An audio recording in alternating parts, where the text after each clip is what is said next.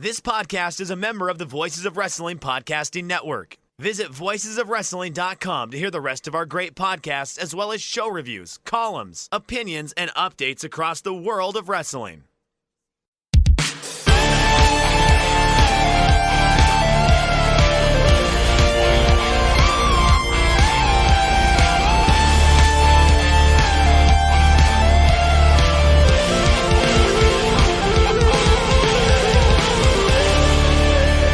Welcome to another episode of The Good, the Bad, and the Hungee on the Voices of Wrestling Podcasting Network. I'm your host, Tyler Fornes, and with me, as always, is my co-host, Fred Moreland. And Fred, how do you feel about gathering up a few $1 billion to buy WWE?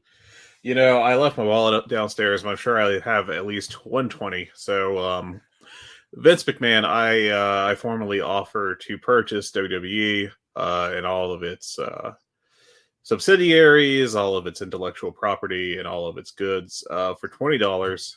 I look forward to your response. Thank you. Insert Patrick Star meme. I have $3. Tyler, please send that voice clip to Stanford for me, and I'll let you know what happens. Sounds good. No, but I think it's creates a very interesting discussion talking about the potential sale of WWE. And as we know, a bunch of jabronis on wrestling Twitter decided to report that the Saudis were officially buying the company. And we found out that while they have not come anywhere close to buying the company, they are interested among multiple sources. And one of those that is interested in buying the company is Tony and Shad Khan. Now, they are very, very rich. But we are not talking about a normal type of rich. We're talking about uber rich. We're talking about David Tepper buying the Carolina Panthers for $5 billion in straight cash. That they're not that kind of rich.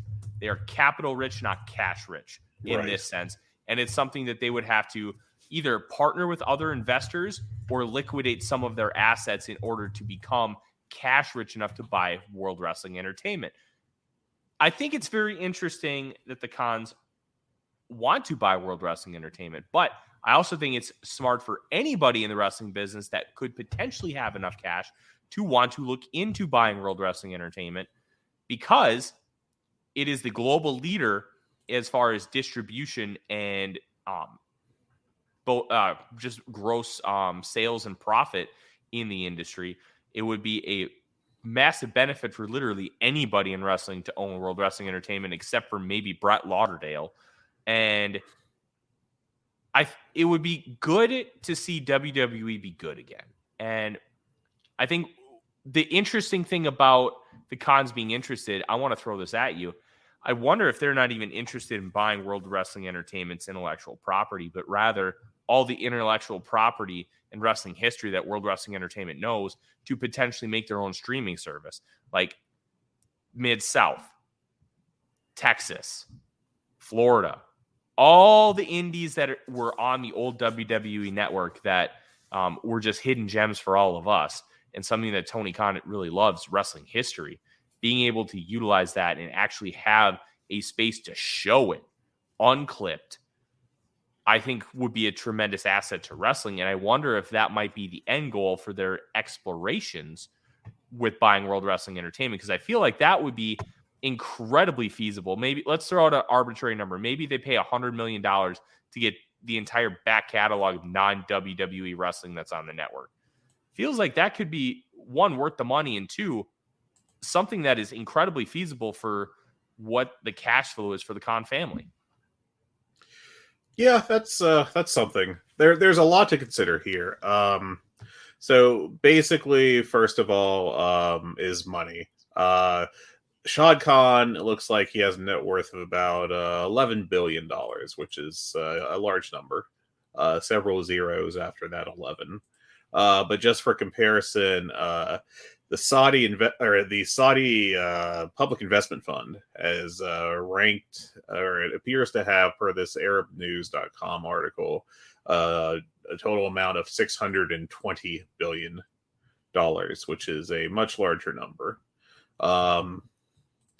So, you know, if the Khans are serious about trying to buy this, they would definitely, I think, have to team up with some people they would be the majority owners, and they'd have some minority owners coming along for the ride. which is a viable option. Now, the other thing to consider here is the cons would definitely have, and any minority owners would definitely be driven to get a profit off this. And that's not so much a concern with the Saudi investment fund, I wouldn't think. They're doing basically sports washing using WWE, and that's been the big part of their deal ever since it started, with them paying them $50 million a show to essentially do propaganda on behalf of the country. And so with that, they, if they buy this to continue doing even more sports washing, the thing with it is that there's less of a motivation for profit because they're buying it for this explicit purpose. And as such, maybe they don't care so much about profit if they have purchased it and taken it private. They don't have a real duty to shareholders like you do with a public corporation. So they can just say, all right, we're taking a haircut on this per annual, but it's our attempt to make ourselves look more palatable to people who don't like us. As for purchasing the tape library, I wouldn't really hold my breath on that.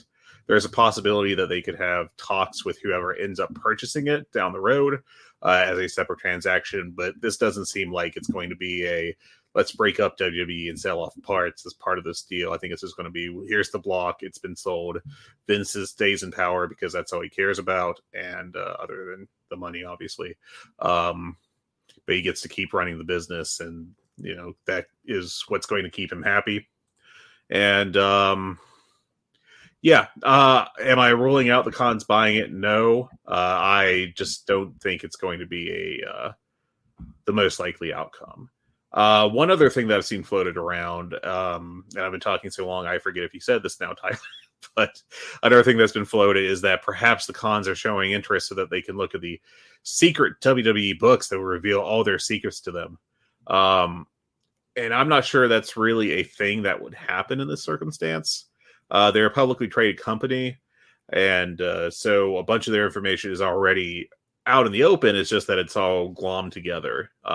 Like, for example, they hide the Saudi payment in a certain byline on their report, or not byline, but an item line on their financial reports, and fold it in with other things. But it's largely the Saudi money at that line. The thing with that is I'm not sure how much information they get the right to look at, if they are even serious buyers, if they're even trying to pose as serious buyers just so they can look at those books. So I'm not sure how much of a real likelihood that's a game they're playing there is. But I don't know. It's a very interesting circumstance. I think it'd be great if Tony Khan was able to purchase like the Dragon Gate USA and Evolve libraries and all the old territory libraries.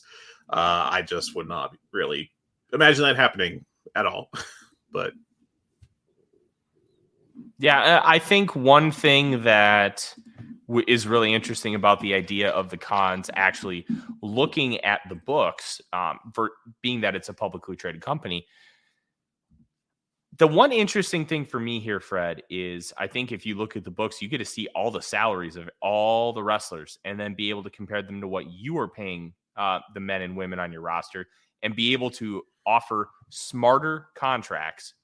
And I think when you talk about the books, those are the numbers that are the most interesting, because I think with a publicly traded company, you're going to have, hey, there's going to be an X number for wrestler salaries on the books, but they may not actually go into excruciating detail of being like, hey, we're paying Roman Reigns X amount of money. We're paying insert NXT wrestler Cora Jade X amount of money, and then everybody in between. I don't think that they're doing that as far as their publicly traded information. So that would be one area where Tony Khan could get the leg up, and he could understand, oh, I lost out to WWE on signing X wrestler, Bronson Reed. Because I don't know for sure, but I would guess that Tony Khan would have interest in bringing in the former Jonah. Because, I mean, look at him. He kicks ass. So he'd be like, okay, let's say Jonah's being paid by WWE $1 million. Well, I offered him, let's throw out an arbitrary number again, say $750. Then you could really start to understand, hey, how am I valuing these guys versus how is WWE valuing them? And then I can make more competitive offers with X, Y, Z, yada, yada, bing, bang. I think that is where Tony Khan can start to gain the advantage, especially if, let's say, WWE sells to a conglomerate corporation. Let's say they sell to Comcast, just throwing another company out there. Comcast has experience in the wrestling business by airing WWE programming on both USA and NBC, and then the occasional sci-fi when, other sports get in the way. Because of that, they have it's like getting an invitation to a birthday party, but you've never planned a birthday party. That's kind of where Comcast is in the wrestling business. They're involved, but they aren't involved. And if they were to purchase it, it's going to be similar to what happened at the end of WCW. You're going to have executives that are involved in wrestling that have probably never been involved in wrestling before, but they understand the television side of it. How are they going to deal with contracts? How are they going to deal with merchandise, ticket sales, booking venues? Like, those elements of it, I think, are very intriguing. And it's kind of all a roundabout way of saying that I think it could be beneficial for Tony Khan to look at all that stuff. And it could be a huge benefit if one of those companies buys it and Vince McMahon doesn't stay in charge, because they don't necessarily know what they're doing with the wrestling business. Yeah. First of all, I don't know that they really need a peek in the books to know what people are being paid, though, because they can. I think that's pretty well. There's, Meltzer has talked about some numbers before. I think there's enough information out there where if you dig into it, you may not know down to the penny, but you'll have at least a rough idea of okay, once you make the main roster, I think Meltzer has said you're making $250,000. And and there's several people on the main roster making at least seven figures, and I think that's I don't know what benefit Khan really gets from obviously if you can, you look, that's one thing, but I don't know that it's going to be some big benefit for him to go, Randy Orton, I thought he was getting paid $1 million a year, but he's actually getting paid 1.1. I mean, I just don't know that's really going to change anything. As for the wrestling executive, the TV executives over the wrestling company, I honestly believe that there's no way the sale is going to be completed without Vince McMahon going along on top for the ride. And the way Vince McMahon is looked at by investors currently, and I would have to assume this would carry over to whoever is the person, the buyer and their executives, is going to be looked at as the one guy who understands professional wrestling. And so he'll be kept long in charge for as long as he can do it and doesn't piss anyone off and doesn't send WWE into a flaming crater of a hole, which, the booking can get bad sometimes with him. The more interesting thing, I think, is consider that Vince is, what is he, 76? Is that right? He's old. Yes, he looked rough at WrestleMania this year. He is currently 77.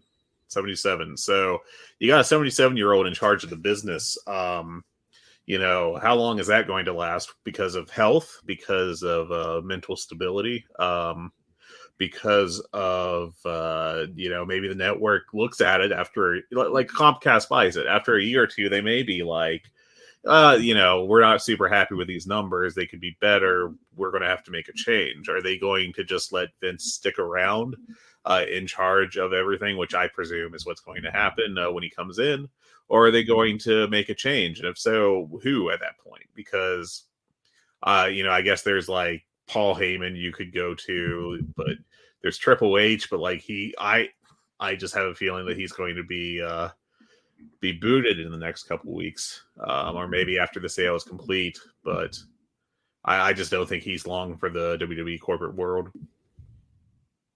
No, I don't think he is either. And this whole thing is obviously going to continue to give us new information. It's going to present different options. And I think having discussions and figuring out, hey, what is this company going to do, and who is it going to end up being sold to? I'm going to be honest. It's going to be one of the more fun things for us to track over the next however long, because it's a fascinating topic, but it is. It's very interesting. It's the biggest news story in literally 20 years. It's bigger than Vince resigning last year, just because it's not just his power play back into the company and taking over and enforcing his will on it again. Boy, there's a distasteful joke in there somewhere. But also, just the fact that they're selling this company that has been basically, family owned for decades, and they're going to sell it off for, 10 figures, maybe 11. My prediction, this is just a guess. I don't have any inside information, and frankly, your favorite wrestling reporter right now probably doesn't either at this point. But my prediction is that they're going to get sold to the Saudi investment fund. I think they're just going to be motivated to spend more money than anyone else. And my presumption is that when it comes down to this decision, it's going to be who puts the most money on the table. And Saudi, the investment fund, does not have it does not have as much of a profit motivation as these the publicly traded companies do. The only group that I could possibly compare it to would be the Khans, because they would, I would assume, also be purchasing it and taking it private, but they have a fraction of the money that the investment fund has, like a hundredth, literally, roughly. It's top of the head math. So I just don't foresee them like ponying up the same number of billions for this company. Because it's not, when you're rich, your money is not like kept in a Scrooge McDuck vault and you just fling the door open and go, all right, get me $7 billion of gold coins out of my money vault.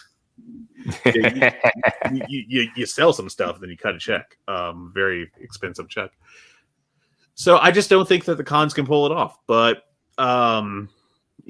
monopolies are bad for wrestling. And if the Khans did purchase it, it'd be a it'd be a monopoly again, just like it was before AEW was formed. But, for a couple months, it'd be a pretty funny monopoly. I will at least give it credit for that. No, it would be running. Oh, the Hungee cat has made his appearance as Odie. She's done the run in.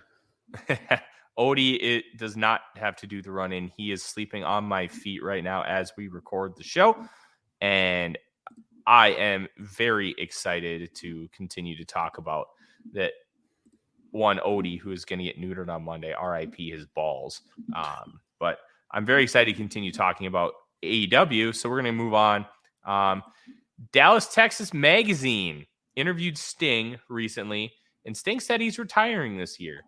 I don't know how much I buy it, and I did not read the article, Fred, and I'm wondering if you have more context on it. Is this just from in-ring, or is this him removing himself permanently from the wrestling business and not even being on TV anymore?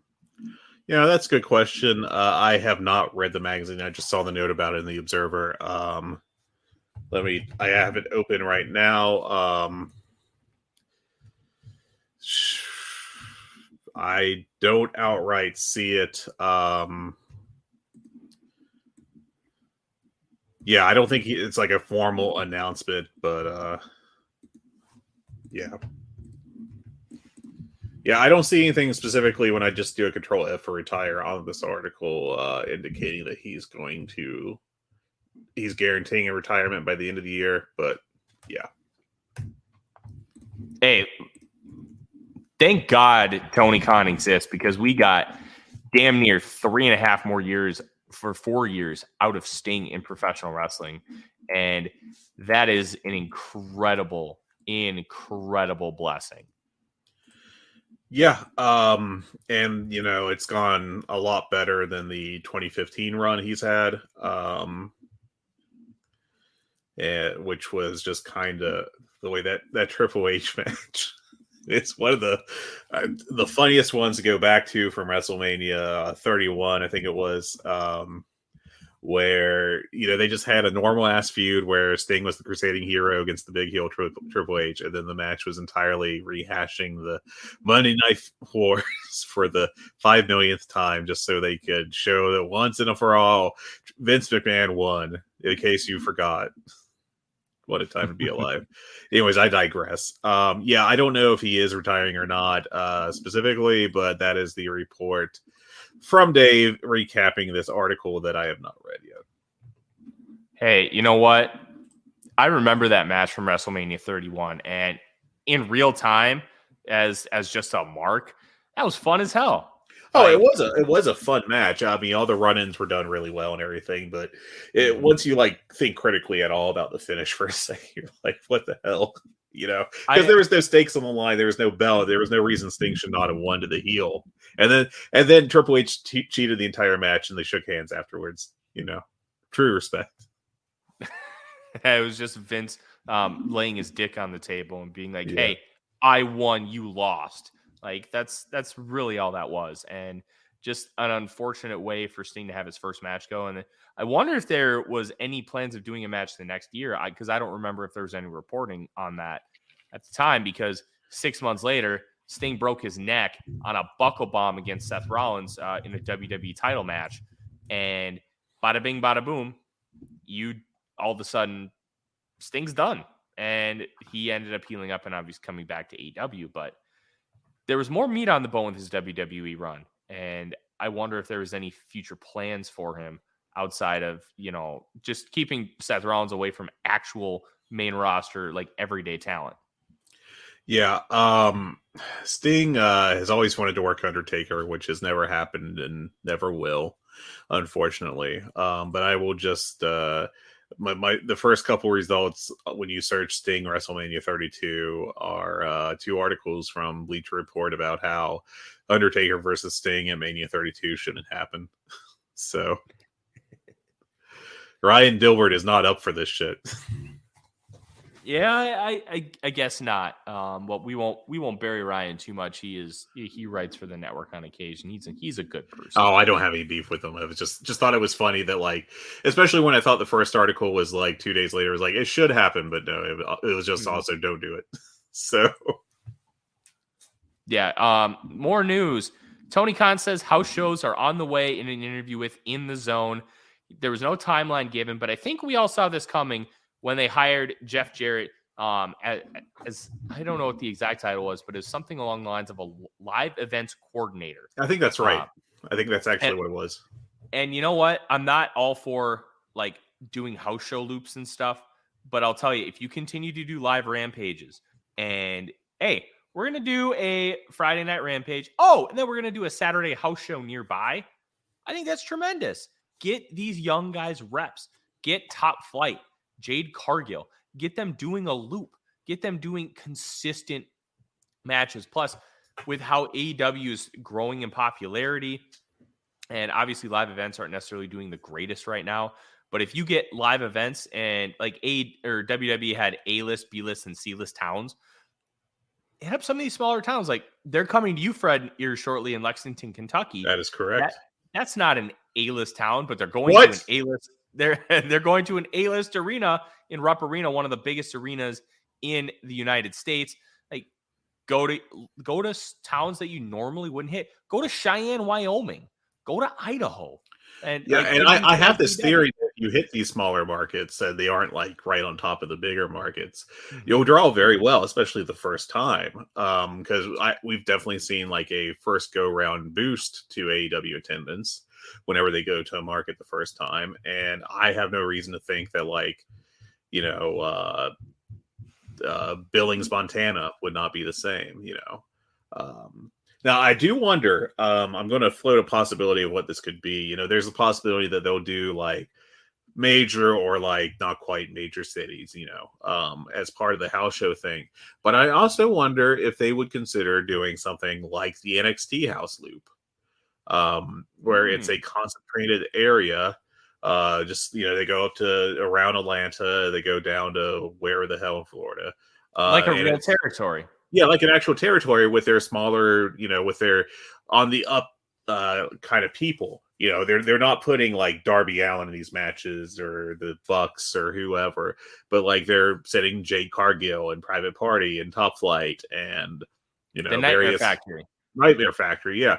The Gun Club, all these other like younger acts that could really use some more experience to like finalize what they are and to improve the games. I just wonder if that's, a possibility that's on the table with them or not. I think that'd be a great idea. And you could do a loop. You could do like, hey, we're just going to do a second show in a town within a couple hours. And it doesn't have to be a tremendous set. You don't have to do a full AEW set. Have do you remember the G1 show in Dallas where it was like a super basic set with like one entrance? Do that. It doesn't have to be fancy. Just and like give another these guys thing, experience. Like WWE runs Corbin, Kentucky, which is a small town and like right along the border between Kentucky and Tennessee, about 2 hours south of Lexington. It has a population under 10,000. I mean, they run it every year because I guess they get enough attendance from it. Just because a town's not big doesn't mean you can't run there. And so, I'm kind of hopeful that they're not just going to be like, oh, we're running a house show in New York in February, and then in June we're going to Los Angeles, and then August Houston, and those are our house shows. Like, this needs to be a learning opportunity because you have a lot of talent on your roster that needs more experience.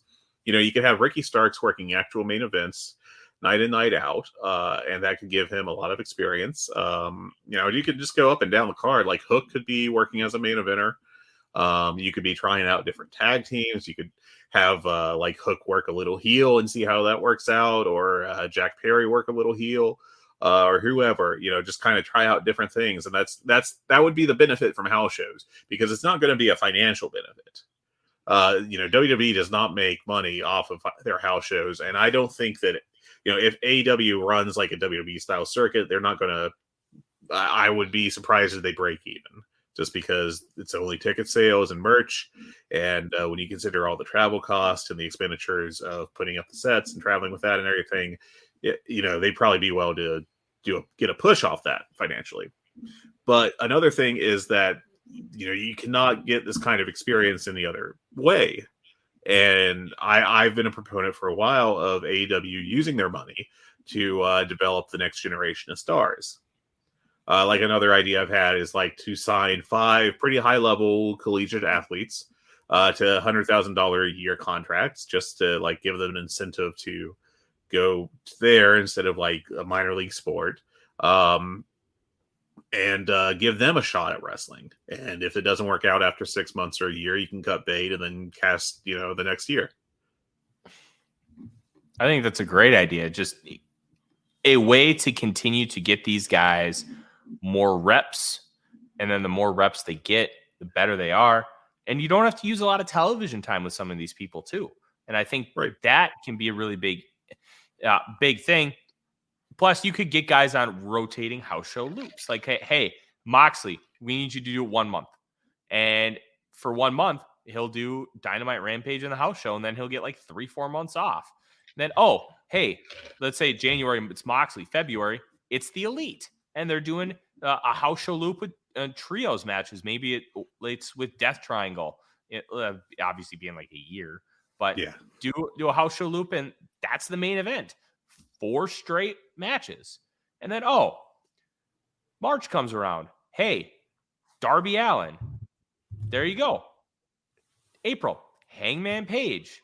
Like, you can make this work, and you can utilize your big stars, but you don't have to utilize all of them. This roster is deep enough where you can maneuver, you can add different individuals, you can sub them in and out, and you don't have guys completely worn out, and you're not asking a ton of them. You're asking them, hey, you're going to do Rampage each, they're going to continue doing live Rampages. You do Rampage this night, the next night, we're going to go to a town 2.5 hours away, and you're going to do a house show, and then you're going to fly home. And I think that can be a very successful way to, 1, continue to get these guys ring time, 2, make more money, 3, expose your product to even more people. Because on a Saturday night, hey, we've got like the whole AEW thing when Dynamite first started, tickets starting at $20.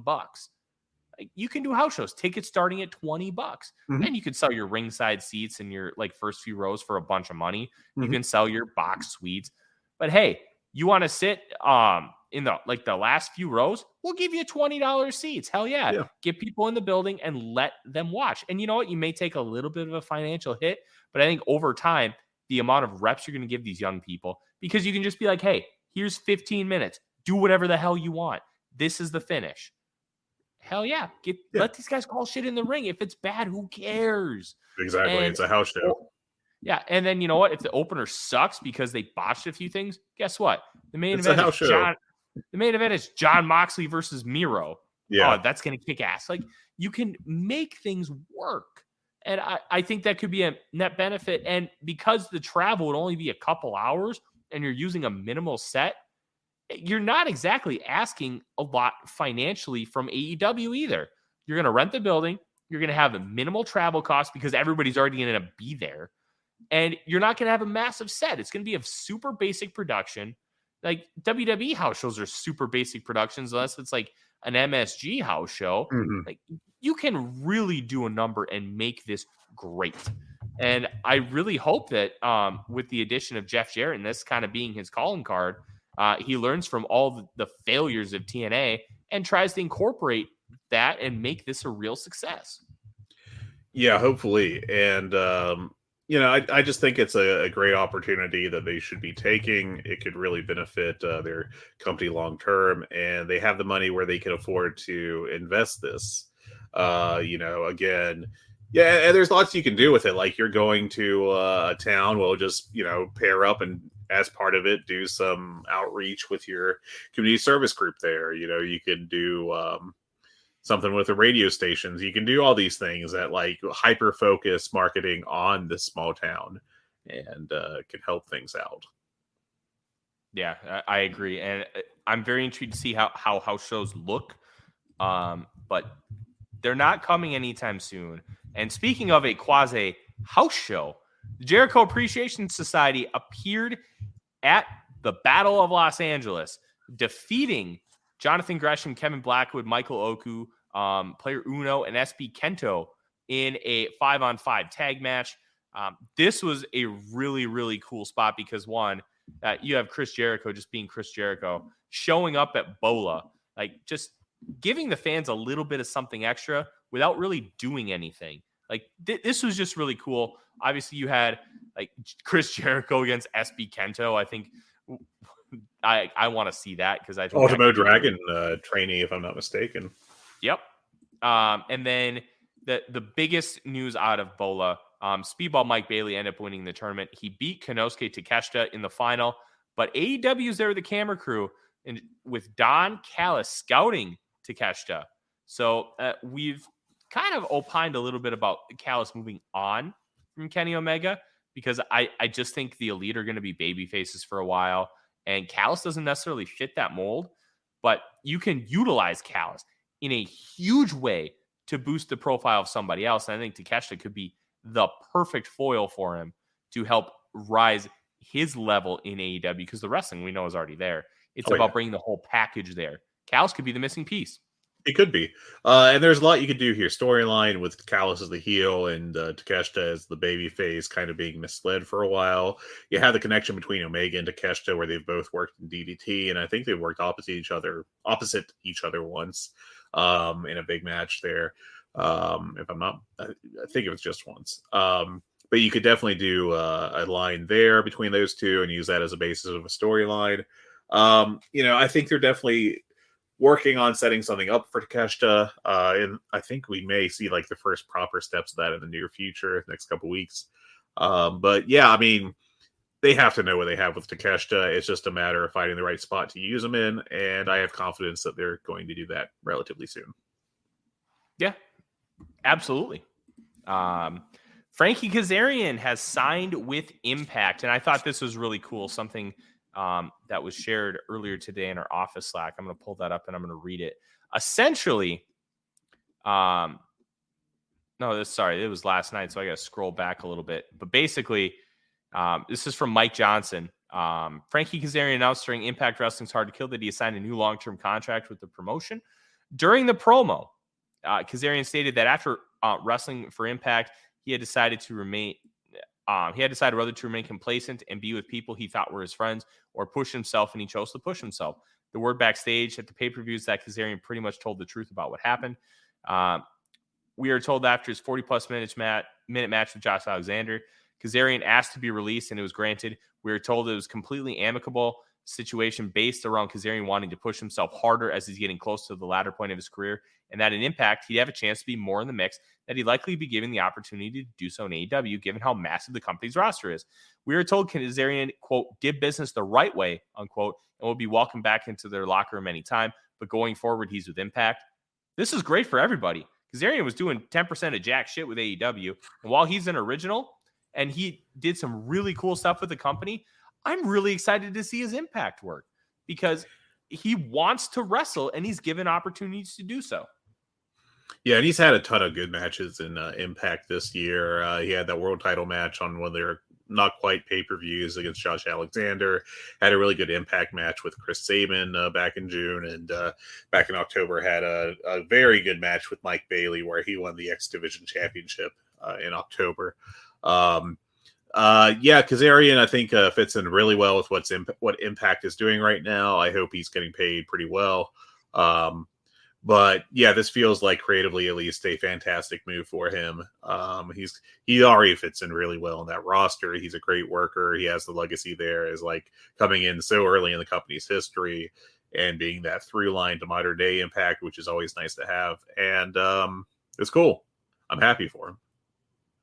Yeah, I am too, because Kazarian, circa like 2009, was one of my favorites to watch in the ring, just doing all kinds of fun stuff. Speaking of contracts, though, Fightful reports Jay White's contract is coming due. Meltzer said that Jay White was under contract for 7 more years back in 2018. That means that he was about 2 years off, but that also doesn't necessarily mean that this was a 7-year contract, but there was an option, an opt-out after certain points. And it's very common to see that in a lot of different sports where you can have an opt-out after a certain amount of time because, hey, things change. And an opt-out after 5 years makes a ton of sense. So Meltzer could have still been right, even though his contract is coming due. And I think Jay White is bound for America. We've heard a lot of rumors that he wants to be here. He lives in Tampa, Florida, like a lot of professional wrestlers do. I don't know if he'd go to AEW or if he'd go to WWE, but I think he would be tremendously successful in American television wrestling because of what his style is, how he's an incredible promo. And I think his style of wrestling translates a lot better to the television style than it does with kind of the free-form style of New Japan. I think this it feels like it's the third straight year of the Jay White's a free agent. Where could he go? A story dominating the news in January. And frankly, I just hope that we don't have to deal with that again. It's a little tiring. We'll see what he does if this is actual free agency, because he does have a loser leaves town match coming up with Hikuleo. And of course, there's also been reports recently that Hikuleo is getting interest from WWE and that they might pick him up. So the question is, who is actually leaving the company, and which of these is just because I presume that one of these guys is sticking with New Japan for at least another year, and that this part of these stories are storylines that is getting fed to Fightful or whoever else. We'll see. Now, I understand in theory how Jay White feels like he could be a great American TV wrestling guy. I will say that his time at Impact last year was very mediocre. I thought it was really disappointing compared to the heights he's reached in New Japan. So I don't know, man. I mean, I'd love to say I'm hyped up for this, but it's not a guarantee. I mean, he's good enough where he should succeed, but there's the question of, once he gets there, if everything's going to go well, whether it be WWE or AEW, or if he still stays in New Japan, we know what he's going to be, which is an upper card guy that has preferably 25 or 30-minute matches, his preference, I'm sure, with always a really cool finishing sequence. But I also don't think it was a mistake that the Blade Runner was kicked out of for only the second time, and that ended up being Kazuchika Okada in their main event at Wrestle Kingdom 17. To me, that's even more of a signal that he's going to leave the company, because they left that move unprotected when they didn't have to. They could have protected it. and they let Okada kick out of it. Obviously, Ibushi kicked out of it for the first time. I believe it was the double gold dash where Ibushi ended up beating Jay White. And they could have avoided that, but they didn't. And I think that's, to me, it's just another sign that he's leaving. Yeah. If I had to guess, I would guess Jay White's leaving, but I don't have any useful information. I'm just guessing here. I don't know anyone. I once DM'd Ian Riccoboni to ask about basketball cards, I think. Rich will love that story. My scoops. Yeah. Continuing on with the news, CM Punk has been removed from the Fight Forever cover. He responded to MJF's Instagram post with his name taped over Punk's on PWI award. And Punk said, maybe you should tape over the ratings too. Look, it's not AEW's fault people are watching less TV overall. They are consistently in the top 5. And hey, listen, Punk, that you blew all of this yourself by being a fucking asshole and deciding to go scorched earth at a company press conference. This is your fault. Shut up. Obviously it makes sense he's removed from the Fight Forever cover, but it's one more step to show that he's probably not coming back anytime soon. Maybe. I wouldn't read too much into this. I think it's just him. It could very easily, I should say, just be him screwing around on social media. That doesn't matter. When it comes down to it, it's money that talks. If he can be happy enough there, and if the elite can be happy enough there with him there, and everybody can, just be happy together, I would not be shocked if they come back together to work again in the future. Is that likely to happen? Honestly, I'd have to say it's like a 50-50 proposition at this point in time to me. I think everyone involved to some extent can hold a grudge, and it's not just the elite. I think there's a lot of people in the locker room that would be very happy if CM Punk never showed up again. If I recall what Joe Lanza said about the subject before, from his understanding of things, it's the veterans that may have worked with Punk before that are especially tired of him, while the younger members of the locker room just kind of want him around so that it can benefit everyone. Yeah, but it's just very silly at this point. It's we get these little blasts of information and people perk up because they think it's a return of a story, and it's, not really. It doesn't really affect anything going forward, I don't think. Yeah, it is what it is. Ring of Honor Supercard of Honor will continue to happen over WrestleMania weekend, at least in the year of 2023. That will be on March 31st in Los Angeles. And the interesting word from Tony Khan, they will be working with international companies. Now, does that mean that they will be continuing to bring in some AAA talent, which they have done so in the past? Obviously, you've had Roosh and Dragon Lee be huge proponents and elements in Ring of Honor over the past few years. Could that also mean New Japan? We know New Japan Strong is going to be folding and becoming something different here moving forward. Is that going to be because the relationship has strengthened with Ring of Honor, where it's going to kind of be merge and be almost like a super show? There's so many different elements to this, but I think it was very notable that he said working with international companies, and I'm very curious to see how that ends up. Yeah, I mean, it's very intriguing. Will it be some people coming over from DDT? I mean, they have so many connections at this point that you could say, I mean, CMLL would be a possibility if they don't have anyone from AAA on the show because of the connection via New Japan. And there's reports that, at least for now, AEW and AAA are not actively working together. Could it be Stardom or Tokyo Joshi Pro or smaller Joshi companies? Will we get like Ryo Mizunami back again? Will we get some, Vaney? I'd love to see Vaney back. I think she's a fantastic, absolutely top tier wrestler. Who I barely saw any of last year. I'm going to have to actively hunt out her stuff. But she's a great talent. They had some really great workers in that. The women's, the Japanese side of the women's eliminator. God, I think it's 2 years ago now.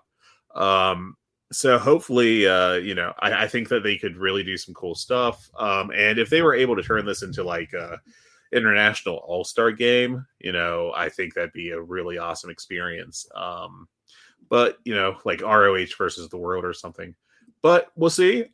Fingers crossed that it's cool. But I'm sure at a minimum it'll be like New Japan talent, and we'll see from there. No, I think it's good that you're working with international companies. Obviously, Tony Khan has had a good relationship with a lot of different companies. I'm very interested to see, because it feels like AAA is now done with Tony Khan, especially with the growing relationship that's evolved with CMLL, New Japan. Obviously, And I think AAA trying hard for WWE's love. man, imagine trying to be the redheaded stepchild of WWE. It could not be me. There's already several of those. Progress wrestling in the family. Shane. Yes, there are. Moving forward, FTR Bald, aka Dax Harwood, said on his podcast that FTR has been giving several months off by Tony Khan. And considering how they basically carried Ring of Honor over the course of the summer, it's probably a good idea. They worked their tails off in the year of 2022, and be given a little bit of time off is probably a good thing. One, for them, and two, not just for them physically, but also for them as a whole, because at a certain point you get stale and you get kind of like, fans get kind of tired of you, per se. It's one of the benefits of cycling acts in and out. Just look at the response Adam Cole got. Obviously, he was out for 6 months due to a concussion, but a good thing to keep acts coming in and out, because it keeps them fresh, it keeps fans fresh, and you don't get stale. And I think that's a big thing. I'm excited for them both personally and professionally. Dude, go touch grass for a little bit. Have fun. Yes. I don't have much to say beyond that. But all right, yeah, I mean, I think FTR has had a great year. They really killed themselves in that, especially Dax in that match with the Briscoes in December. They deserve some time off. Yes, they absolutely do. Let's continue on. Couple injury notes. Nick Jackson broke a toe early in the best of 7 series. Look, had no idea. Good for him for being able to gut it out. Rosario Grillo, I believe I pronounced that right, is having leg and ankle surgery after his injuries on Rampage. He fractured both ankles, tore ligaments in one of them. Woof. What a bad break for him. And then Kyle O'Reilly is still dealing with issues from the aftermath of neck surgery, and we know he had neck fusion surgery this summer.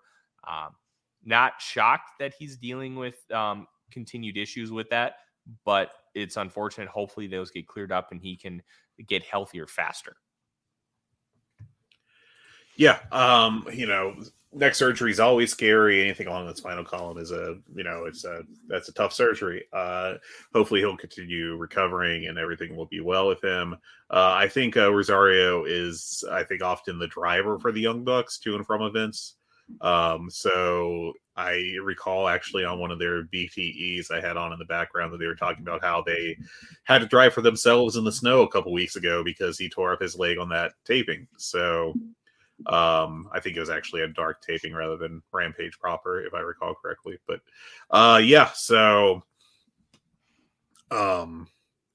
hopefully he gets better soon as well, and that I'm sure that Tony Khan will help him out with the medical bills, but he should morally be doing that. Yeah, and I'm guessing he is. I believe, Fred, that is it for the news. Now we can get on to talking about these really, really good shows, Dynamite and Rampage. What were your overarching thoughts of the two? I think there's an argument, and I haven't sat down and thought about this, haven't done any comparisons side by side or anything, but this could have been the best week of TV in the history of AEW. I thought Rampage was a very good show this week. It wasn't an all-time or anything, but it was like a 6 or 7 out of 10.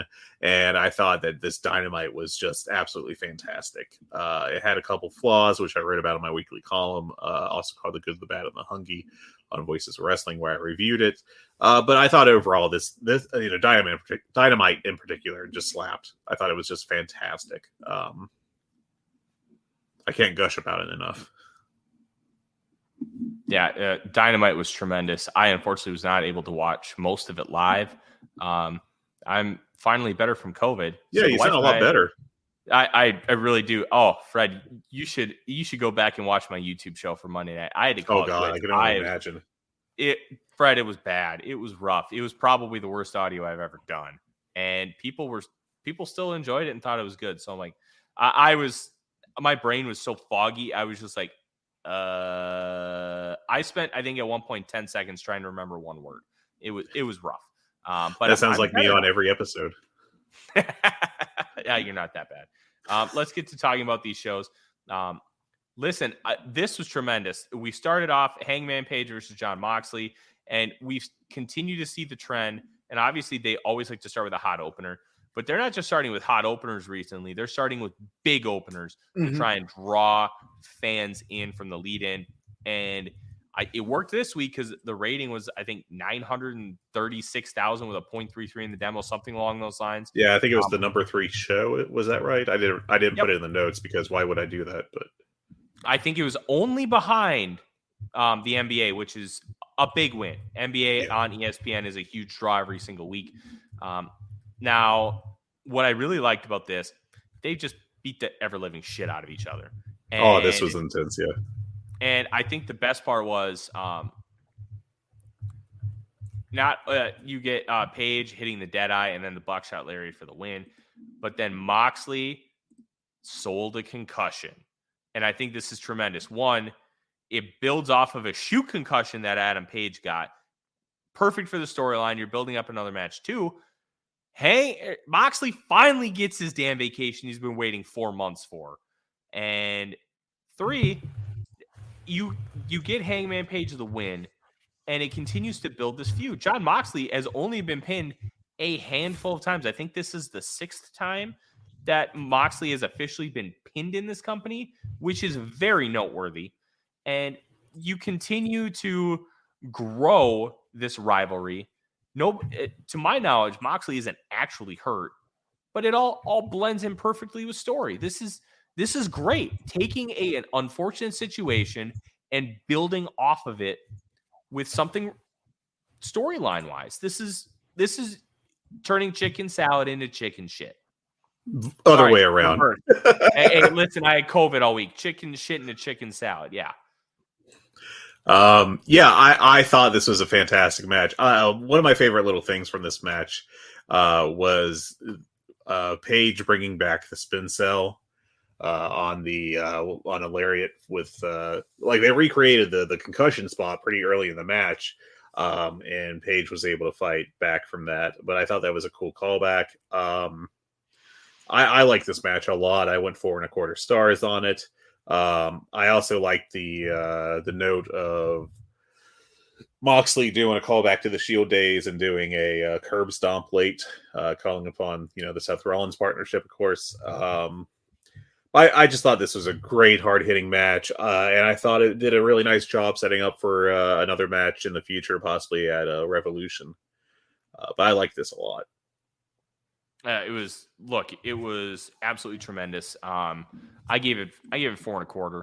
I don't know if it's going to make my running Dynamite dozen, because there were a couple other match. There's one other match on the show that's already in the top 3 of my running Dynamite dozen, but this was excellent. And then it led into what we thought was going to be MJF, as Tony Schiavone was in the ring, but then it turned out to be Adam Cole, and he gets a rousing reaction from the Los Angeles crowd, and then delivers a promo, really heartfelt, describing the difficulties he had with his back-to-back concussions and the struggles. And then he finishes it off that it's bad news for the AEW locker room, not for him, that he's back and not going anywhere. Thought his career was over, and he finished it off. Remember this day. This is the day when a new Adam Cole is born. The Adam Cole who will make a promise. One day, no matter how long it takes, one man will be at the top of his mountain, and his name is Adam Cole, baby. Look, this is a great way to, one, you give the crowd a surprise. Two, you have a loaded show with another memorable moment, which is when you put your best foot forward, this is the kind of stuff you want to do. Yeah. And three, I thought it was an excellent promo by Adam Cole being real. It turned him babyface, which obviously you wanted to do the Elite versus that Adam Cole and Red Dragon, but you can't do that right now for many, many reasons. Yeah. One of You which can't have Bobby him as a heel right now. You can't. And you brought him back. He's a babyface. The fans wanted him back. They love that he's back. And this promo confirmed that he's going to be babyface for quite a while. And I'm very intrigued to see the direction they take with him. Yeah, and even if it's just for like a couple months, they decide to turn him heel after that. Like he has to come back as a babyface. He was out too long. It was too serious of an injury, and it was, it's just very self-defeating to try to swim upstream and have him be a heel from day one. Maybe they'll have him turn heel around Revolution. Maybe they'll wait till later in the year. Maybe they just don't have plans for him to be a heel right now, anytime soon. And that's all good. I actually thought this was like the best promo of his AEW career. I thought he came off like a superstar. The crowd loves him. He got a huge pop coming out, got a great response throughout the promo, except for the one guy who decided he had drank enough this early in the show. Like, it was 5:30, man. Take it easy. But he's trying to be the Brutus Beefcake fan.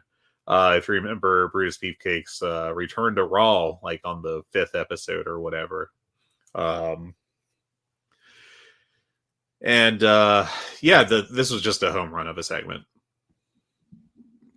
And it continued a home run of the show. Jungle Boy Jack Perry, and FTW champion Hook versus the firm's Lee Moriarty and the greatest name in professional wrestling right now, Big Bill. William Morrissey, also known to most people as Big Kaz. Look, this was fun. This was exactly what it was meant to be. None of these guys are truly tremendous pro wrestlers, at least at this point. There is still a lot of hope for everybody not named Big Bill. And Big Bill's already a tremendous big man and knows exactly how to work as a big man. Yeah, Big Bill's very good at being Big Bill. Mm-hmm. Yeah, he knows what he is. I don't need Big Bill doing drop toe holds and working on the arm wringer for a 2-minute teeth segment. Like he knows what he does, and he is very good at it right now. So, oh yeah, Big Bill is great at being Big Bill, and that's exactly what you wanted here. They teased the T-bone from Hook, and then Hook got the T-bone to a loud reaction, and it was honestly the spot of the match. You had it finish with Jungle Boy getting Lee Moriarty with the snare trap, which is one of my favorite submission holds in all of professional wrestling. Look, this is fun, and I know they kept advertising Jungle Hook as one night only. With what the ratings look like in the quarter hours and the minute by minutes, and how well received this team was and how well they worked together, they may have something and might want to continue this. I don't know if that's going to be in their plans, but I think it could be a tremendous way to continue getting Hook on TV, not overexpose him because he's in a tag team with a very capable worker in Jungle Boy. And this tag team division, we've been talking about it for weeks, is pretty thin, especially now that FTR is going to be out for several months with a little bit of a vacation. Like, you're talking about the Acclaim versus the Guns as the program right now. You need fresh blood, and this would be a great way to continue getting fresh blood in there. I think the Guns and the Acclaimed are a good like pre-pay-per-view storyline, so I'm okay with that. But I think this was a company that was built around tag teams, though. You want to have tag teams in this company that when this company started, there was a lot of tag teams. There were also a lot of trios too, which is why we now have trios titles. But this is a tag team promotion. Right now, there is not a surplus of tag teams. I don't know why you're yelling at me. I agree. Yeah, I mean, they could definitely use them. I think that they're perfectly cast for like the Rock and Roll Express style mode where Jungle Boy Jack Perry is the guy that sells a lot, and then Hook is the guy that gets tagged in for the hot tag. And I think the two of them are perfectly complementary for each other. They're a great young babyface team. I think they can have like that Hardy's effect, from like the late 90s where they come out and you just hear very high-pitched screams as they make their entrance. I think that they could be very appealing to the to members of the women audience, and could be a draw with them in particular. And I think that there's some juice here. I think they should give it a longer run. and it would give them both direction, and I think that's very good for them right now. Also, I want to put over Lee Moriarty in this match. I thought he worked really well here. He was really doing the heavy lifting for the heels in terms of the in ring, and I thought he worked well with both Hook and Perry, and put together a very solid match. And also, Big Bill needs to be given credit specifically for the big sell, the T-bone suplex by Hook after the Jack Perry missile drop kick, where the storyline of the match was basically Hook going for that on him and not being able to get him over, but then Hook was finally able to, and Big Bill did a wonderful job of selling that as a big deal, and I thought that was really cool. Yeah. I'm very excited to see the trajectory of Lee Moriarty specifically. We know that Tony Khan thinks Jungle Boy is a true pillar of this promotion. And we know that Hook is he's a project, but he might be the most over person in the building week in and week out when he's on TV. Fans just love Hook, and it's pretty easy to see why. Let's continue on. This was one of my favorite segments in AEW history.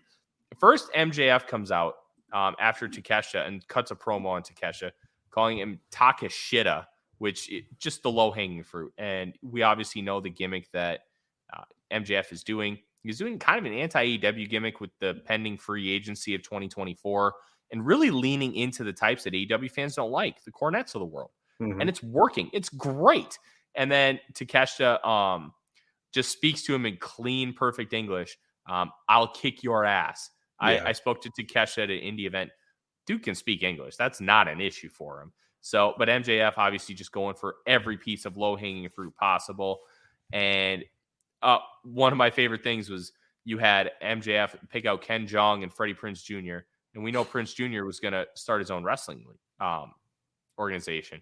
And he ripped on Ken Jeong for the fact that he had a failed sitcom on ABC. And then Freddie Prinze Jr. called the Scooby-Dooby douchebag, which, listen, it may not be very clever or good. I thought it was one of the funniest things MJF has ever said, and I absolutely loved it. But then he gets run out of the ring by Takeshita, and Bryan Danielson comes out, and these two kick the living shit out of each other and have a tremendous match. This match owned. Oh, it owned, and there's a lot of talk coming out of this match, Fred, and I want your opinion on it. Takeshita doesn't win.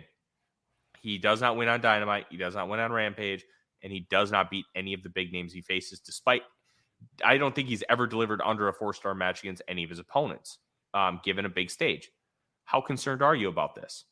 I'm not. It's a storyline at this point.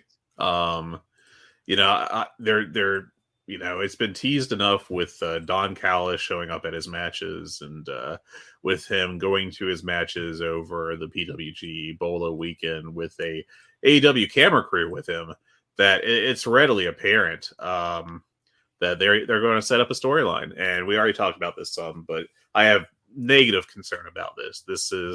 They're going to do a storyline based around him pairing up with Don Callis and starting to win, and he's going to get pushed, and it's going to be awesome. I just don't, I think once he got signed and once they started having Don Callis show interest in him, it became clear that he was not just going to be a guy who can work fantastic matches and hang with the top stars but lose, but it's apparent that he is going to get pushed to, I would imagine, a decent bit over this coming year. So I think anybody who's concerned about that, I would advise you to just take a chill pill, wait a few months and see where he is in, let's say, April, because I think he's going to be in a very different position by then. Yeah, he probably will be, and especially the Don Callis stuff. I think that's probably going to be the catalyst to his push, and I think they're going to be waiting for his push for a little bit. I would not be surprised if we see a Takeshita world title challenge at either Double or Nothing or All Out. As far as continuing to build him up, because he is an AEW guy. He's not a DDT guy anymore. He lives in America. He is an AEW contracted wrestler, and I think they're going to continue to treat him as such. And that is why I think the push is coming. Just overall, like, this show is just kicking so much ass. Then you had Renee Paquette with Juice Robinson. and he challenges Darby Allin for Rampage, which we'll talk about here in a little bit. I'm here to kick ass, take names, and win championships along the way. So Darby Allin, you want to open challenge? I'm going to challenge you to a match this Friday on Rampage. Let's see if you're as tough as you think you are. But my favorite is he just looks at Renee Paquette and is like, rock hard. Sorry, I scared my dog. What a great catchphrase. Rock hard is so good, especially considering he's just like a Western shitbag, and you could see the Levi patch on the back of his jeans when he wrestles. It's the whole thing's just tremendous. But then you had the Mercedes Moné offer match. AEW Women's World Champion Jamie Hayter and Dr. Britt Baker DMD with Rebel on the outside defeat Saraya and Toni Storm. And this match was good. Yeah. I will say, AEW does a great job booking women when it comes to tag team wrestling. They really do. Mm-hmm. They understand how to book tag teams. They understand what's good with their women, and they understand how to make the chemistry work. And I think nobody gets overexposed, which has been a problem with the women's division, not necessarily having a lot of top-end talent. This is the top-end talent in the women's division right now. They figured it out. All performed well. And we continue the story. Obviously, last week, Saraya said that Toni Storm was the best wrestler in the division, picked her literally right in front of Hikaru Shida. So Shida throws the kendo stick to Toni Storm, but it was blatantly in the middle, so Jamie Hayter could grab it. And actually, Britt Baker grabbed it and then continued their storyline by cheating once again. Mm-hmm. And then Jamie Hayter hit her version of the Rainmaker. I can't remember what she calls it. The Haterade, I believe. The Haterade, yes. Oh God, that's tremendous. Yeah. My wife was watching with me, and she was like, "I love that name." So. Oh, it's absolutely phenomenal. But it continued multiple stories. Now you have Shida beginning her heel turn. She's obviously going to have to answer for the kendo stick, and we'll see how that turns along. And then Britt Baker cheated again without Jamie Hayter knowing, and now that continues that storyline because Hayter does not want to cheat, and it continues to happen. So we get multiple storylines continue there, and of course, Rebel just looked hot on the outside as she always does. Real MILF energy from her. Always a fan. Yeah, I like this match a lot. I thought it was really good. I thought Saraya looked the best she has in ring. Of course, this is her second match, so that's not saying much, but I thought she looked noticeably better than her last outing. And I mean, the other three women in the ring are like three of their, I don't know, top 5 or 6 in-ring women workers. So, this was scripted, put together really well, scripted, however you want to put it. And I thought it was like 3 3/4. Very enjoyable match. Yeah. Awesome stuff. And then we get the Jericho Appreciation Society coming out and cutting promos. And this was a very weird segment. We had already had announced that Ricky Starks was going to face Jake Hager next week on Dynamite, but he made a challenge to Hager. And Action Andretti looked like an absolute jabron because he's just not there with mic work. Talking when you have guys like Ricky Starks, Chris Jericho, 2.0, Daniel Garcia, all of whom are good to tremendous talkers. And Andretti, he kind of looked like an AI bot with how he was speaking compared to the rest of them. They could have delivered this so much better. I'll be honest. I thought that Action Andretti did better than you're describing it, at least. I'm not going to say like it was a promo of the year contender or anything, but I thought it was a respectable outing for someone who doesn't have much experience with it. I thought his material was kind of weak. I thought it felt very much like a generic 1998 kind of promo that just wasn't good, wasn't particularly great by any stretch, but it wasn't, a disaster at the same time. This was a weird segment, but there was some stuff in it that I liked a lot. Daniel Garcia telling, I forget if it was Starks or Action Andretti at this point, but telling one of them, I remember when I was young like you, would just crack me up a lot. Man, Daniel Garcia is going to be a superstar. It's just a matter of time. And there is some good stuff in this, but I felt like this was definitely the weakest segment of their program. So, not fantastic, but fine. Yeah, I wish this would have been delivered a whole lot better, but there were good elements, as you said. And then finally, Escalera de la Muerte 2 World Good Trios Lord. Championship match. I gave this 4 3/4. I saw people throwing around 5 stars, yourself included. Yep. I could not go there, but man, was this great.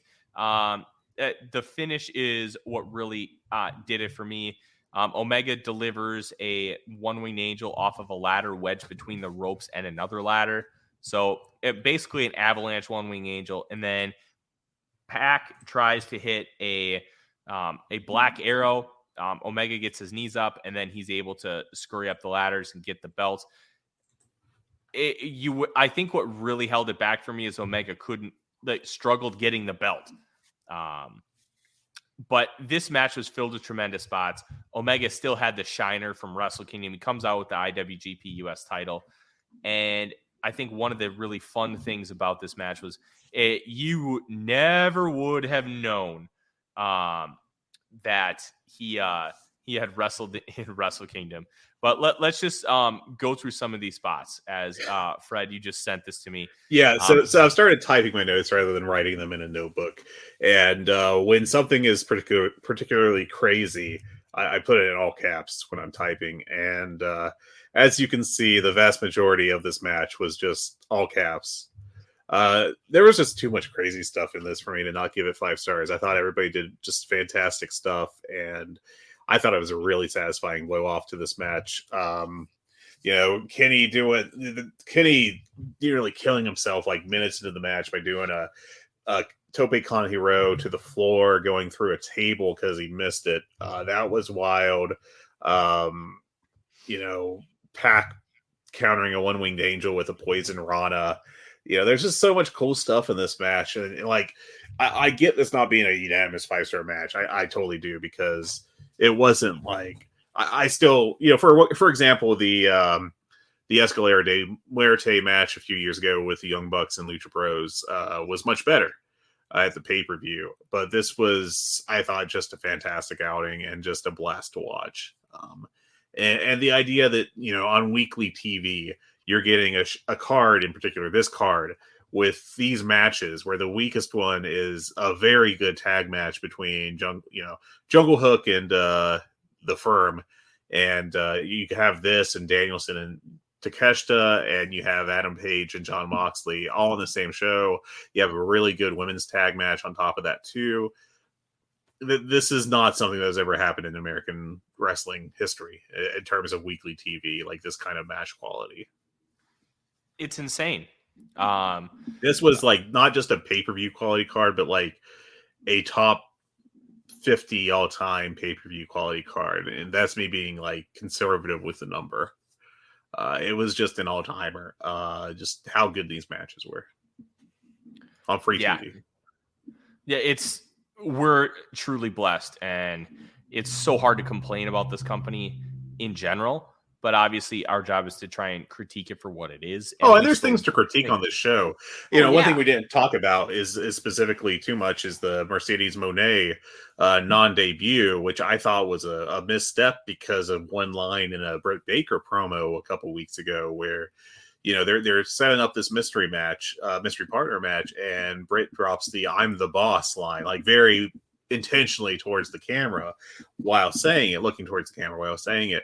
And it's obvious that like this is a hint towards something. And given how AEW has done this style of debut so many times before, where they just hint at it without telling you outright that CM Punk's coming, or all these other names that they've hinted at but just did not outright say we're coming, the surprises. Surprises is the preferred AEW form of debut. They don't do like in 3 weeks, Mercedes Moné will appear on AEW Dynamite. They don't do the countdown clock shit. So because of this one line and because they aired it, I think they did set some expectations that it would be Mercedes Moné in this match. Now they went and they said that Toni Storm was the partner. They filled the slot, but would you have been shocked if the angle was instead Hikaru Shida outright turning heel, beating down Toni Storm backstage? We don't know who Soraya's partner is going to be. Surprise, it's Mercedes Moné. Like, that was, I actually thought that was a very possible thing that could have happened this past Wednesday.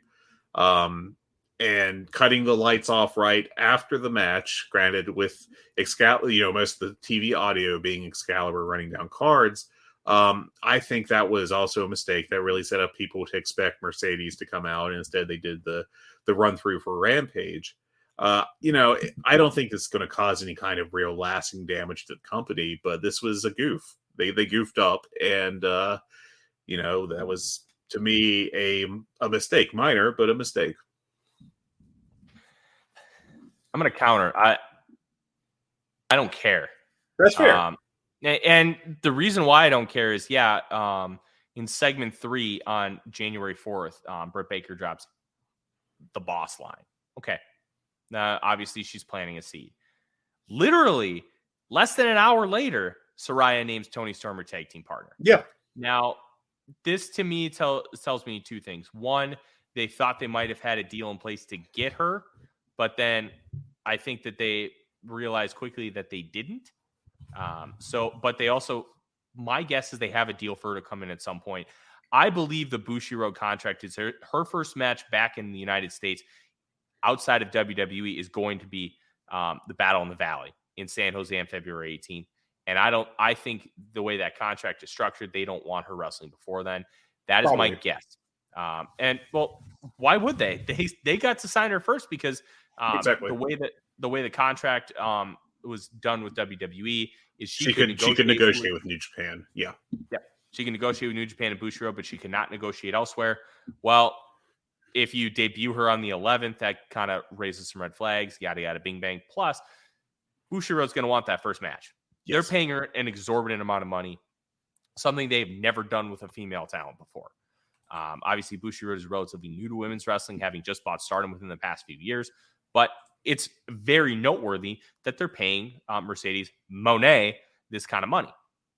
2, they literally told you in the same show that she wasn't coming. Like, I think we're extrapolating too much. Well, now you mentioned the CM Punk stuff.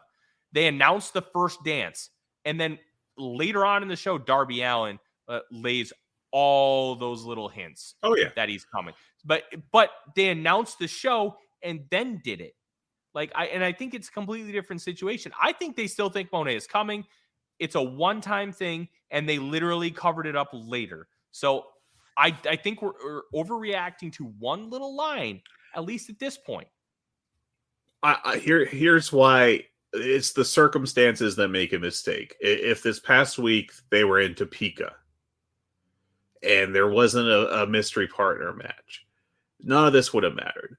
But the fact that they did the hint, that they dropped the Sasha Banks line a week before a show with a mystery partner, and yes, it was filled, but we've also, wrestling is littered with examples of partners being announced and then some angle happening. And then it being in Los Angeles. This wasn't Lexington, Kentucky. This wasn't Charleston, West Virginia. This wasn't Roanoke, Virginia, as I go through second-tier towns in my head. Ann Arbor, Michigan. It wasn't these places. It's just the fact, the circumstances of it being a major market, like a super-duper big market near where Mercedes would likely be hanging out or even living these days, with the hint and the mystery partner slot. I think it was just a little too cute for their own good. Again, I don't think it caused any real damage to AEW. It's not like we're going to see their ratings drop off by a quarter next week or anything. But it just was not. It wasn't the best idea, and they could have handled it better. And I don't think that they're going to there's going to be tons of Sasha stans who are going to angrily renounce AEW and never tune in again. But I just think it was a little too cute for their own good. Yeah, but the Sasha stans hated AEW before. Now they'll like it because she's coming in.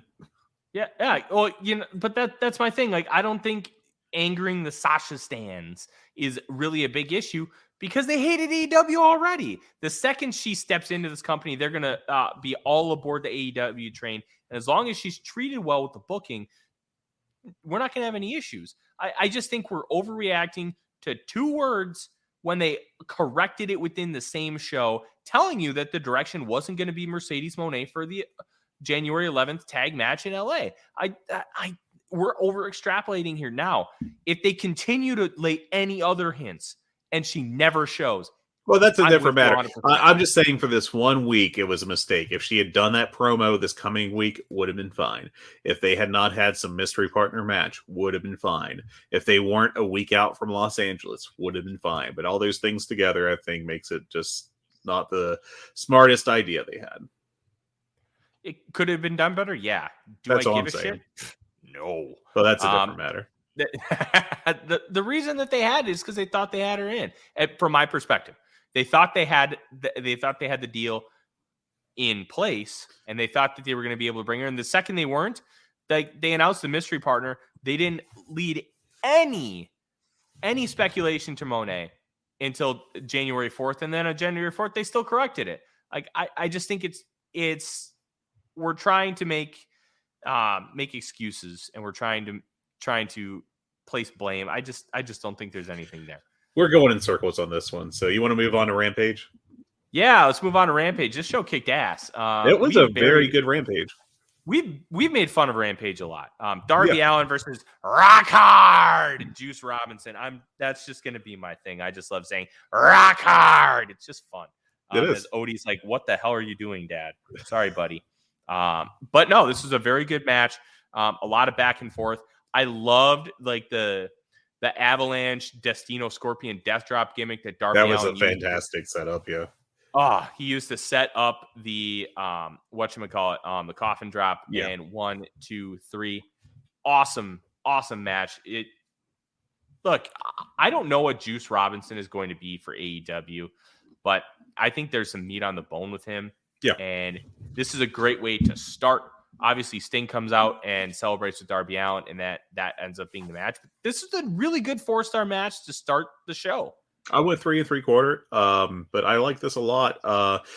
There's one move in this match that I really like, just because I like seeing people bust it out, and Juice did a really good stomach buster in this, and that's not a move you really see all that much of these days. It feels like more of a 1980s NWA, Jim Crockett.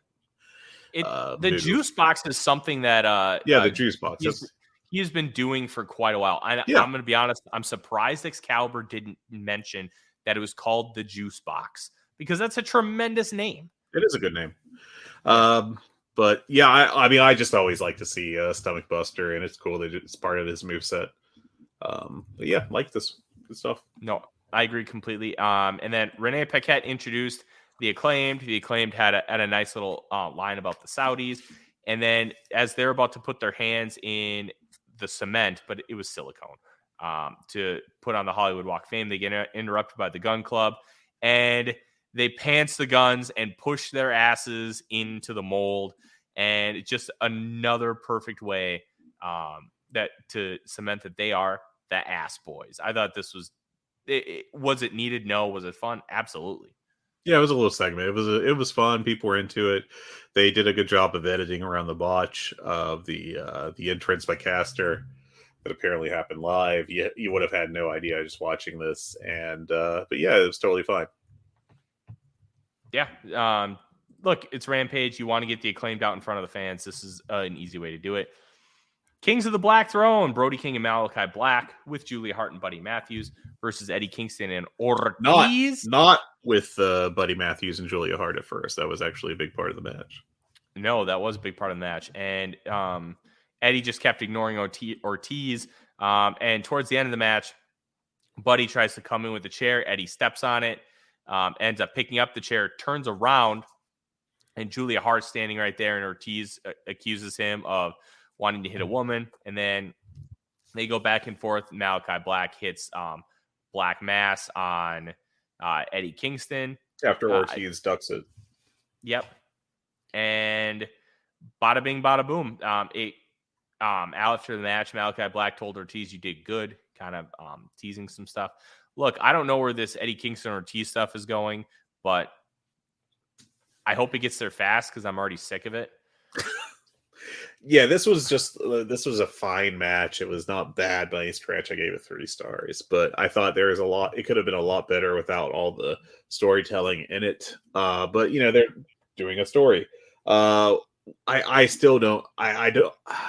I still don't like the underlying storyline of this. That Eddie Kingston and Ortiz have been friends for years and years, but it's all been shaken to the core because the House of Black did a spooky video.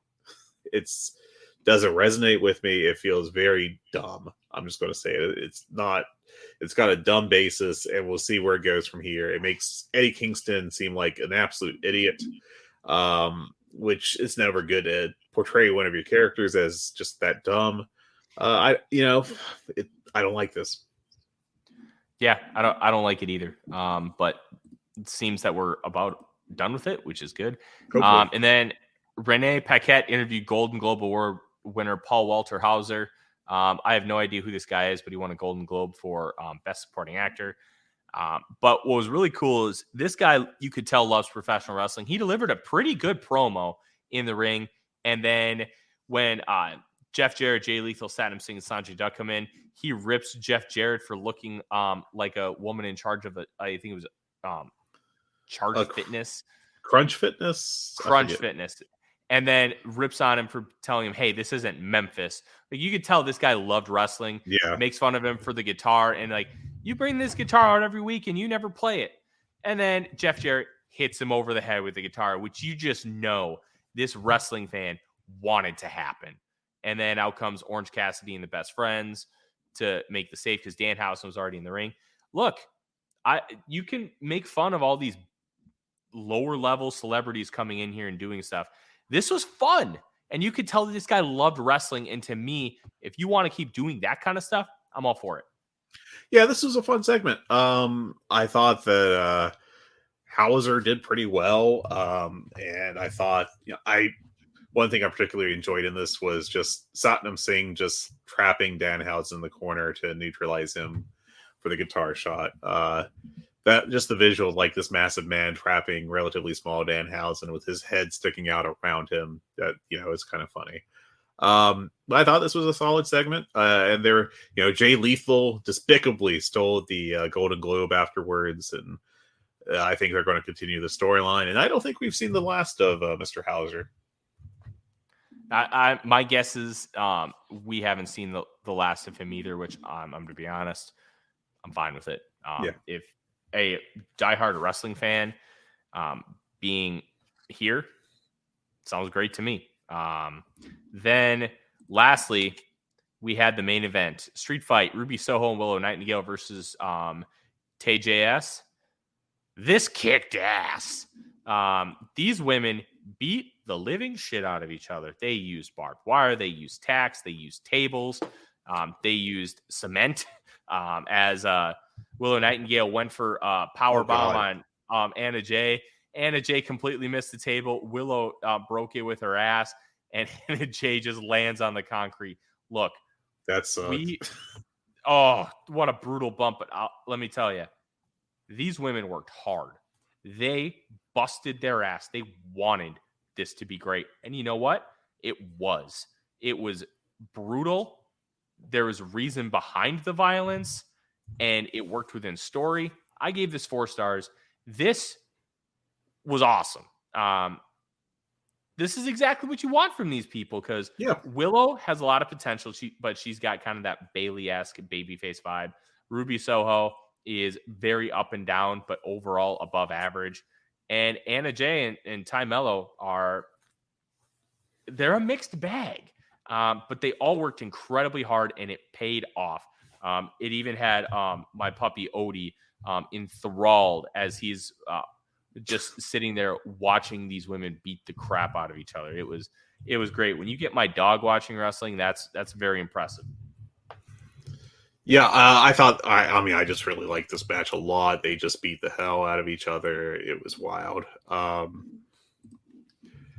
It was really enjoyable. I thought. We had just the table spot alone was crazy, but I really liked the finish with Ty and Ruby working together in the ring for the blow off, and I thought they had a really nice sequence once the thumbtacks came out, and it was just a wild match. Ruby's blade job was ridiculous. Muda scale, good. Oh, it was like a 0.7 out of 1 on the Muda scale, I think. Just hell of just a lot of blood. Just a lot of blood. As soon as she started bleeding, there's just like drops on the mat on the outside. It's like, oh boy, we're not fooling around, are we? No. This was really good. Yeah. Even the botch. The botched powerbomb spot from Willow, which that table is set up in. It looked like a good move. It just looked like death, that's not how you want to take a bump. I hope she's okay. I assume she is, since I haven't heard anything on like Twitter, but that's just a hell of a bump to take, man. That is an accidental botch that ends up actually being better, because assuming she's not hurt. But yes, I fully agree. 100%. I'm glad you threw that caveat. We don't want anybody actually being hurt. The whole idea is to make it look like it hurts. And, when you do matches like this, there's a little more lenience. You're obviously working in a way that is going to hurt some, same with like these chop matches where you just lay into each other. But, it's still, the idea is to not injure someone. And hopefully, I assume everyone's walking away from this, since this was taped earlier this week. And there hasn't been any news of any injuries. I do enjoy that Mark Henry just has to get his catchphrase before the main event. No promo this week, but my God, we're going to hear that it's time for the main event. Especially, hey, you know what? I have to read this. He said, "Well, it looks like these women are about to get violent." Just cracked me up. God bless Mark Henry. Yeah. Hey, you know what? They're giving him a bunch of money. You might as well get every dime you can out of it. Hell yeah. This was overall a really good show, but I thought what was the most noteworthy was at the end, Ruby Soho, after really blowing off Willow Nightingale the first couple times that they not wanting to partner with her, but like, I need a partner. Gave her the fist bump, like the sign of acknowledgement, and respect. And I think that's going to be important as time goes on in this company, because little things like that matter. Willow has made a friend and an ally, and that's going to be really important as she continues to ascend the ladder here in All Elite Wrestling. But Fred, I think that's going to do it for our show today. We do have a couple matches already announced for Dynamite. Jake Hager versus Ricky Starks, and Bandido versus Bryan Danielson. That one's going to be great. We had one more match announced at the end of Rampage. I don't know if you caught this. The Young Bucks versus Top Flight. I missed that, actually. I did miss that. But yeah, I'm looking forward to that. I hope Top Flight wins, and you get Top Flight and AR Fox versus that'd be good. The Elite for the Trios titles. And that, to me, is a pay-per-view quality match. Hey, go open the show, do stupid shit for 20 minutes. Hello. Wrestling, you're great. We do get to see if Jake Hager will, in fact, slap the face off of Ricky Starks' face. I hope Ricky Starks steals the hat and wears it around like a title belt. I think they're going to have a very entertaining match. I don't think it's going to be great by any stretch, but you get 3 stars out of this, and have some fun along the way. That's okay. But yeah, this was a great week of wrestling. I hope next week can even be close to it. This is like a once in a lifetime streak of television right here this past week. But just a blast, total blast.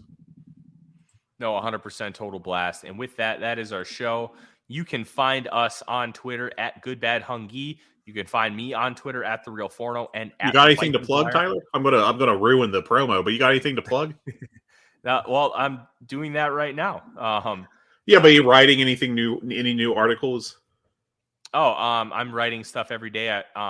We're recording this Saturday morning, and I've already put up, I think, 8 different things for the Vikings Wire. A lot of what I do is kind of like I take like little bits, aggregate them, and add my own personal spin to it. So it's not like, hey, it's not like you're just reading something that just somebody just eats and then takes a shit. I try to add like my own touch to it, my own analysis, which with football is a little bit easier to do than other forms of aggregation. And then I also have all my NFL draft stuff coming out. I already have finalized scouting reports on 17 total players. Nice. It's 14 wide receivers and 3 cornerbacks. It's a Vikings focus, so I'm doing positions first that the Vikings need, and are going to prioritize likely in the draft. So I'll outright ask it. Weren't you on something with the New York Post this week? yes, This is what I was trying to set up for you, and you're just sandbagging me here. Hardcore Holly. Listen, Royal Rumble bullshit over here. This was a few days ago, but yeah, it was really cool. The New York Post and SNY, which is like a New York City specific version of ESPN, they invited me on to do like a little 6-minute video spot talking about the Vikings and Giants game. They invited me to do before the Christmas Eve matchup as well. And you can't see it because we're not doing video for this show, but the hair, the guy Brandon loves the hair and the fact that I kind of look like a real Viking. So that was pretty cool. Yeah, but I guess I'm getting popular and famous in the sports community, which is never a bad thing. There we go. Trying to get your plug in, and you're just dump it all over it, man. Come on. Listen, I for it. I try to be modest, and I don't try to brag too much. Got to get your ass public. over. Oh yeah. I mean, make sure that if you like what you hear, make sure you subscribe to our personal podcast feed, The Good, the Bad, and the Hungee. We appreciate everybody who's listening on the Voice of Wrestling feed, but in order to continue to help us grow, subscribing to our single feed is going to be the best way to do so, and also by throwing us a 5-star rating and giving us a positive review. Tell your friends. Absolutely. I do hope you enjoy the show, and if you let your friends know, word of mouth is the best way to spread word about something. So yeah, have you heard that Jackass Tyler with Fred talk about AEW? It's a good show. Yeah, I do want to plug one thing for myself this coming week. I am finishing up my look at cage match ratings to see who had the best in-ring year according to math. An attempt to do that. I'm finishing that up, and that should be out probably by Tuesday, I think, if everything goes well. Maybe Wednesday. On voicesofwrestling.com. Speaking of Voices of Wrestling, match of the year ballots are coming. I've already come out. The voting will be finalized on the 22nd, something that I still need to submit, but I've been so busy with Viking stuff that I have not been able to do so yet. Make sure you check that out. Now we're gonna go through the whole plugs again. So yeah, do it. I don't care if you're here twice. I ain't editing it out because I'm lazy. You can follow us on Twitter at GoodBadHungee. You can follow me on Twitter at TheRealForno. You can also follow me at The Vikings Wire, where all of my football content comes out. You can follow Fred at Fragrant Wrestling, and that is Ted Turner's Wrestling, not Vince's Wrestling. And then you can also follow all of our written work for Voice of Wrestling at voicesofwrestling.com. Please give us a 5-star rating and review. And please, if you are listening on the Voice of Wrestling podcast feed, to go find our feed, The Good, the Bad, and the Hungee, and subscribe there so we can help continue to grow the show. Patreon. I've started a Patreon, Flagrant Wrestling, starting to write there. Going to get some stuff up this week. Mm-hmm. You can find that in the show notes as well. And then if you like Vikings football or football in general, we're going to start the Real Forno Show Monday night, 6 p.m. on the Climbing the Pocket YouTube channel. It's littered all over my Twitter feed, so you can go ahead and follow me there, and you can see all my stuff. If you love the NFL draft, we're going to transition to doing mock draft Mondays and talking nothing but prospects. It's going to have a Vikings focus, but even if you don't love the Vikings, you can listen and still have a lot of fun, and we are interactive with the comments. Other than that, enjoy a weekend of playoff football. We will be back on Thursdays. Will be our new drop time because we are going to try to stay even more current for you in terms of all elite wrestling. In the meantime, have yourself a great weekend and Skol Vikings. Have a good one.